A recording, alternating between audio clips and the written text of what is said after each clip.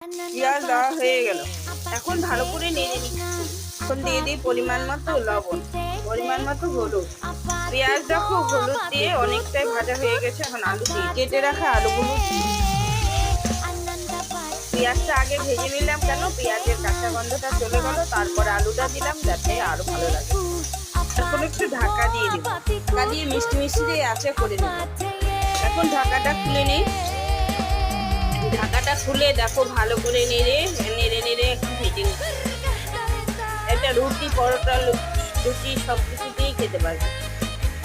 দেখেছো বন্ধুরা কত জোরে বৃষ্টি নেমেছে, টিনের চাল শব্দ শোনা যাচ্ছে। দেখো খুব জোরে মুষলধারে বৃষ্টি হচ্ছে শিলিগুড়িতে।